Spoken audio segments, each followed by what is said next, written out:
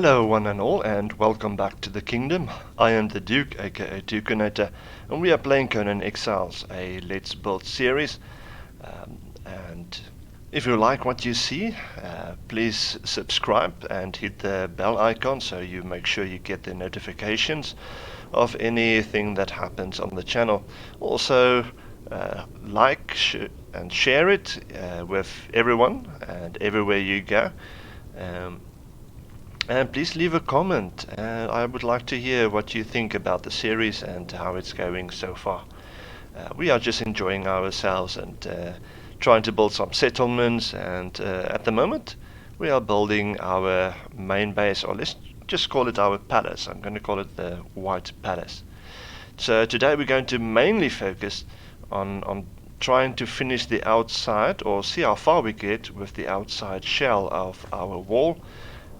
But first off, I'm going to give you a little bit of a tour in the background structures of everything that's happening in terms of gathering resources and preparing that for our buildings.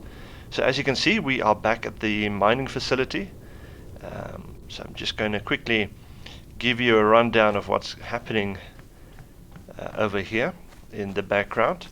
You will see there are 10 furnaces all working at the same time. They're always running basically in the background. Where I have stone turning into brick in each one of these on this side, and then on this side we have the ironstone that's being turned into iron bars, and they are always running, making sure that we are getting resources for the buildings as we go along an adventure and build. And then right in the middle I have 4 dryers turning wood into resin and dried wood. So as you can see there,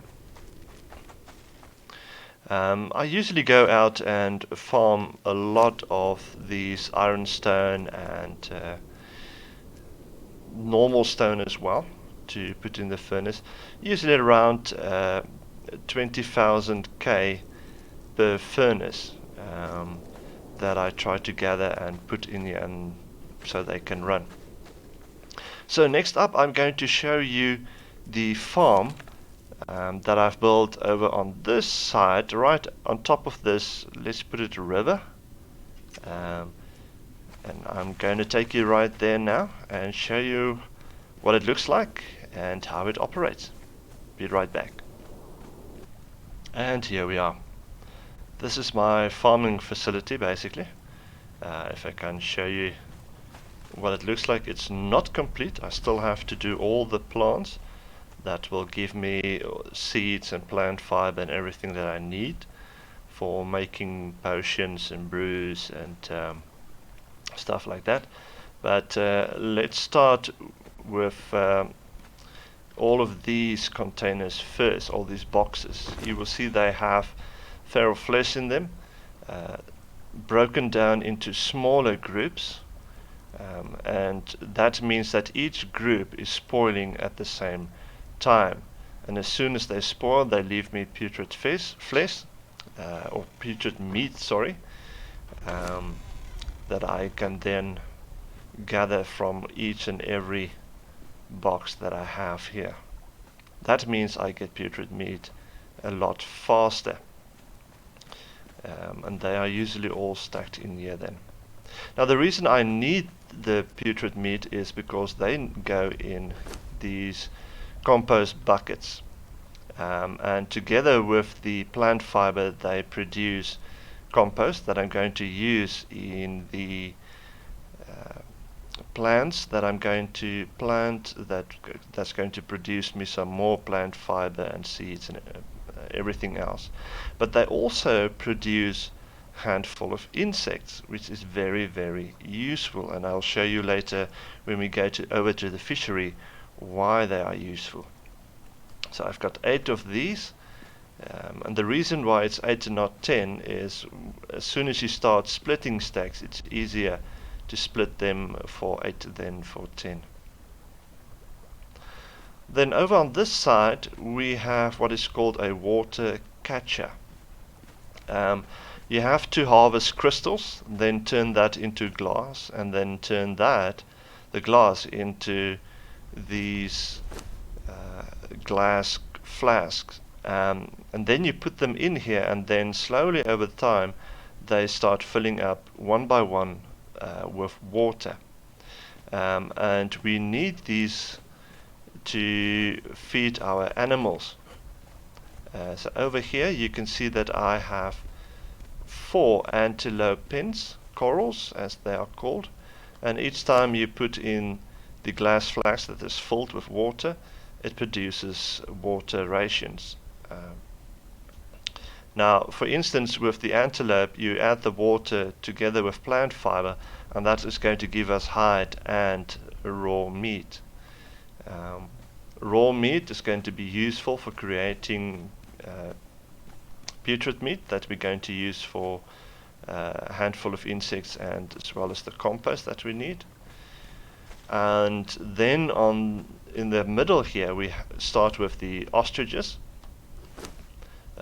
You put in the water together with some seed, and this is going to produce feathers and also the ostrich eggs, which is going to be useful for our next group, which is the serpents or the snakes.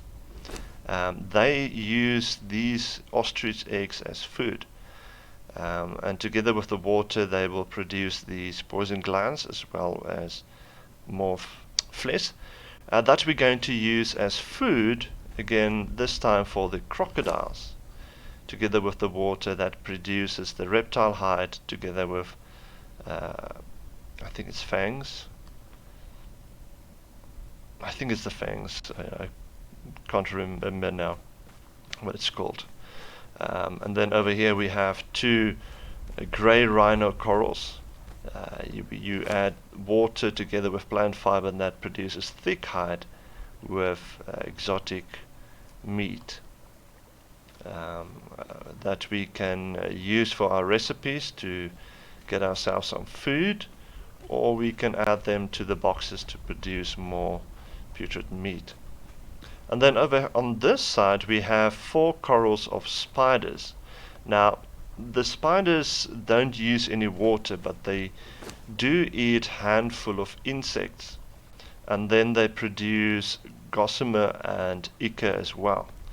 Now this is a good source for ichor, but it's a very, very slow process. Too slow basically for our needs in terms of ichor. So the main job actually is to produce the gossamer for us. So we have 4 of them. Now these handful of insects is very important for our fishery, and I will quickly go and show you how that works.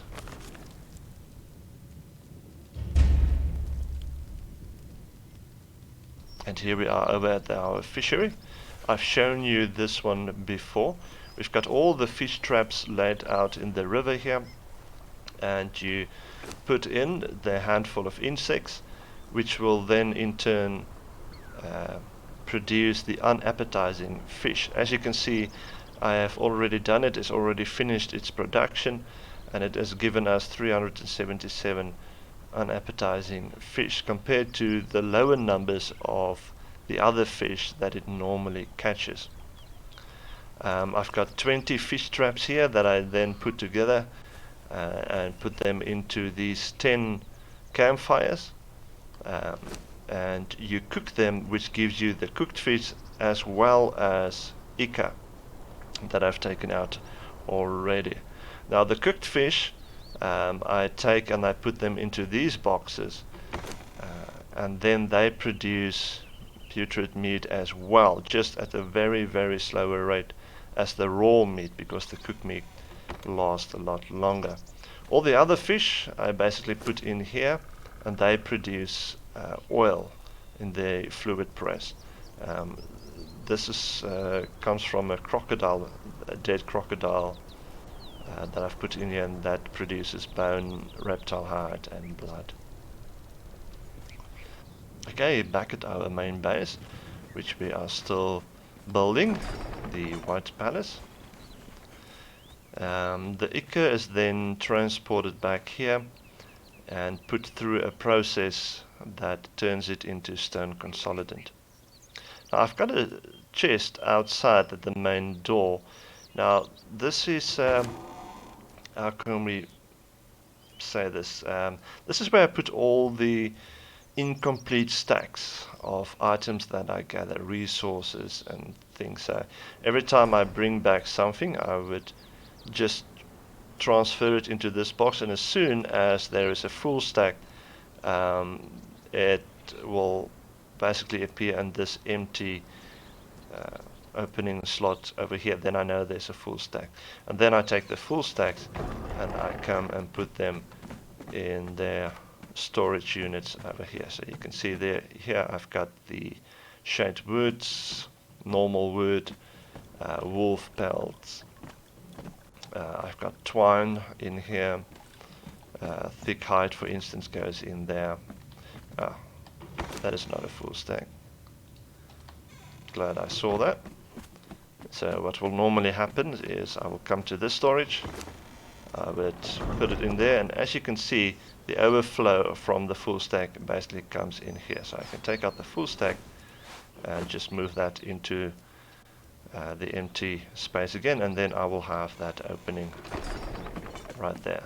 So when I have a full stack, I will come back to the thick hide storage and it will go in there. So that's how my system works, to make sure all the resources are organized. And then up here, let's start on this side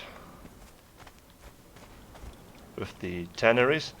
The tanneries usually get a couple of stacks of hide that I go out and harvest until my antelopes can produce some more.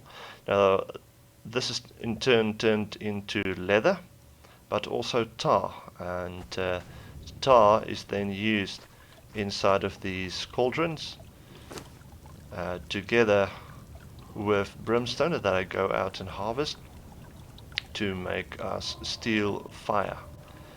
This is also where I put in all the ichor together with twine to produce us stone consolidants. So the steel fire and the stone consolidants then gets transported over to this side. Over here is where I put all the stacks of bricks that are finished together with the stone consolidants, and then they produce hardened brick on this side, and then on this side again is where the steel fire goes in with the iron bars that are created at the mining facility, and they craft us steel bars. The steel bars are then transferred over to our blacksmith benches, where they are then producing steel reinforcements for us. So that is basically the process of gathering resources for the building that I'm currently doing. Those resources are then transported over to this bench where we craft the pieces, building pieces. And as you can see, I have wedges, frontier foundations, walls, sloping walls that we are going to use today for building our outer wall. So I'm just going to transfer this over quickly. Yeah, let's take all of it, and we are going outside to see how far we can get in building and finishing our, let's say, the outside of the wall. Now just a quick note, I use foundations at certain points, which is actually maybe not the best use of resources, mainly because for each foundation I put up, I also put a normal wall on the outside of that, on three sides of the foundation. The reason I use foundations, just a personal preference. It just gives it a little bit, how shall I put it, structure, more credibility for the integrity of the wall, basically. So it's not just an empty shell, the wall, but it actually looks like it has some thickness to it and structure. So I'm going to go around and put the foundations up and see how far we can get with this build. I'm going to do a time skip while we do this, not as fast as I normally do, but then you can see some of the work that goes into building these. Enjoy.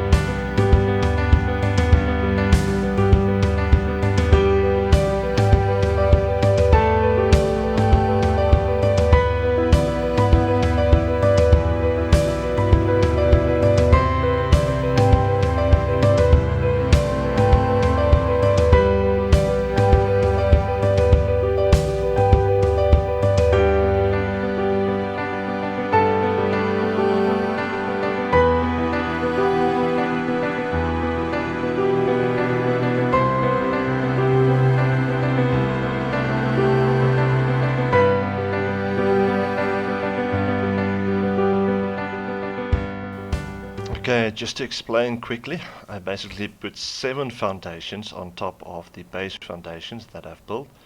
7 foundations in a pillar upwards, and then I put triangle foundations on the outside, and where the normal foundation basically is, it goes up 2. Then I add the slope walls on top of that, and the slope wedge roof on top of that. And as you can see, I'm not sure how clearly it shows on the video, but there's a slight edge as the walls go over the foundation. That's one of the reasons why I prefer to put walls on the outside.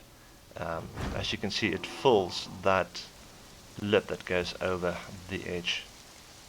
So what I'm going to do now is going to go all around and then put these walls on these foundations, on the triangles and on the square ones, except for the back of the square ones. I'm not going to do the back, only on 3 sides, the left, right and the front side. So I'm going to do that now.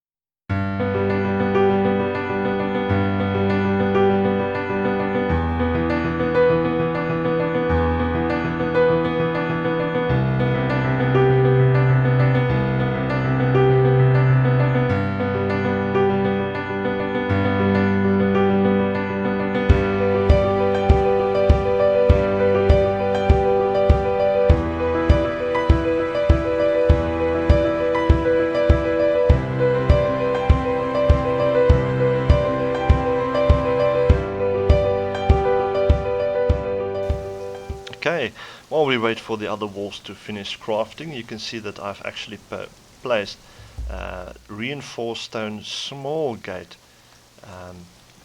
in here, basically in the middle of the 4 wall foundations. And then I have put the reinforced stone walls all along it. That goes 4 high. So 1 for each side. So that completes the 4 sides in terms of those walls. So what I'm going to do now is, while I wait for the other walls to finish, I'm going to put down some more of these reinforced stone walls, as you can see here in the middle, between the pillars.